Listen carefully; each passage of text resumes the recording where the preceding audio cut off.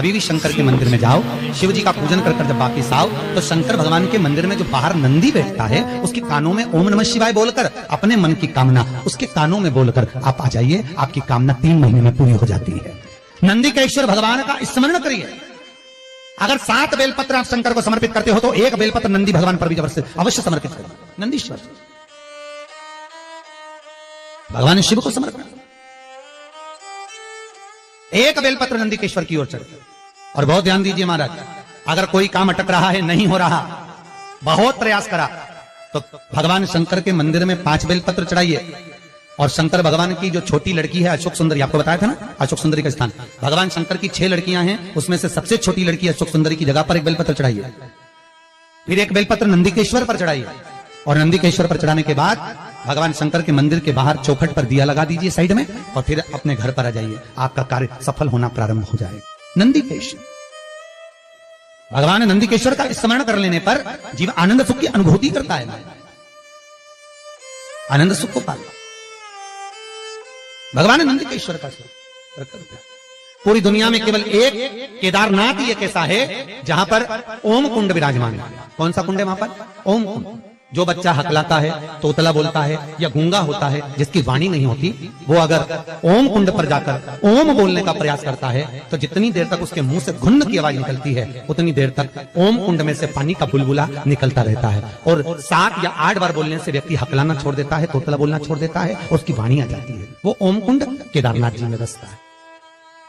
कहां बसता है? केदारेश्वर।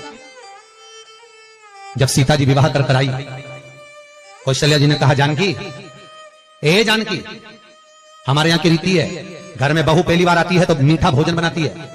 जाओ, या तो खीर बनाओ, या मीठी भात बनाओ, या मीठी थुली बनाओ, कुछ भी करो, हलवा बनाओ, सीरा बनाओ, और मीठा बनाओ, बनाइए। जाओ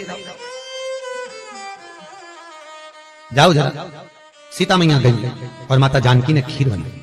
क्या बनाई माता जानकी ने? जम के बोलो जरा। खीर। और सीता जी ने खीर बनाई, कौशल्या, कैकेयी, सुमित्रा, दशरथ जी सबको दे दी। सब खाने के लिए बैठे। अब जैसे ही खीर खाने के लिए बैठते तुरंत एक तेज हवा का संचार हुआ। बहुत तेज हवा चली, बहुत तेज। और जैसे ही हवा चली, एक कचरा दशरथ जी के कटोरे में खीर में जाकर गिर गया। एक तिनका, एक कचरा दशरथ जी के कटोरे। सीता जी खीर परोसकर इधर से निकल रही थी, उन्हें दशरथ जी के कटोरे में खीर में तिनका देखा, कचरा देखा। तो सीता जी को लगा, पहली बार तो मैं अपने ससुर को भोजन करा रही हूं, पहली बार तो मैं अपने ससुर को भोग लगा रही हूं।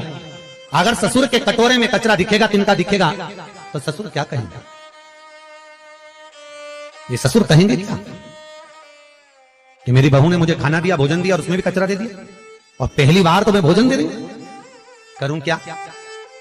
सीता जी रसोई घर में गई और रसोई घर में जाकर माता जानकी ने, माता सीता रसोई घर में पहुंचते सीता जी झरोके में से, खिड़की में से जो कटोरे में तिनका पड़ा था खीर के अंदर, मां जानकी उस तिनके को निगाहों से देखने लगी। ऐसी निगाह से जानकी जी ने देखा, सीता ने देखा कि वो कचरा कटोरे के अंदर ही जलकर भस्म हो गया। वो तिनका कटोरे में ही जल गया, बस।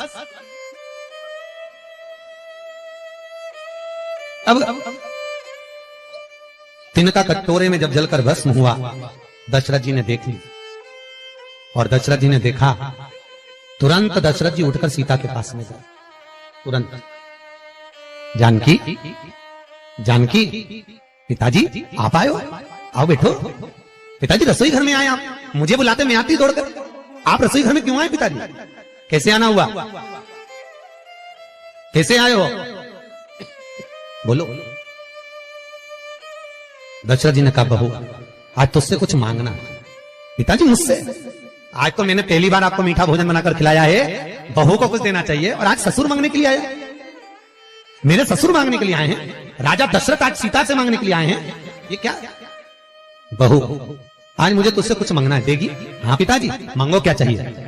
सीता, पहले राम की सौगंध खा कि तुझसे जो मांगूंगा तुझे देना पड़ेगा।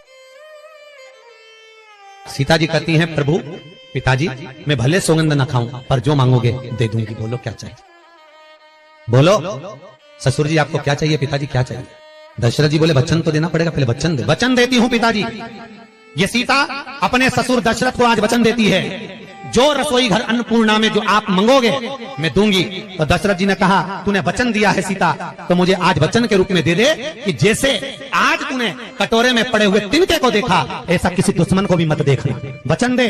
सीता जी कहती है मैं वचन देती हूं कि किसी दुश्मन को भी इस तिनके की तरह नहीं देखूंगी। और चरित्र उठाकर देखो, जब जब रावण आता था सीता एक तिनका उठाकर उस तिनके को देखती थी, रावण को नहीं। तिनके को इसलिए देखती थी कि सीता जी मन में सोचती थी वो तो ससुर को वचन दिया है कि तिनके को देखा, ऐसा किसी को मत देखना, इसलिए इसको देख लूं बहुत है। अगर घूर के देख रही बापड़ा तेरे को छोड़ने वाली नहीं, तिनके को देख, तेरे को तो मैं यूं ही निपटा दूं, एक मिनट नहीं लगे।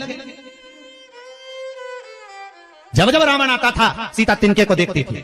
जब जब रावण आया सीता ने तिनके को देखा, बार बार तिनके को देखा। तो रावण ने 2500 बार माता सीता से पूछा था कि मैं आता हूं तो तिनका क्यों देखती है, पर सीता बोली नहीं, क्योंकि मैंने अपने ससुर को वचन दिया है कि किसी जैसा तूने तिनके को देखा ऐसा दुश्मन को भी मत देखना, इसलिए नहीं देख पा रही तेरे को। अगर देख ली थी तो राम को तो आने की भी जरूरत नहीं थी, तुझे तो यूं निपटा के चली जाती। श्री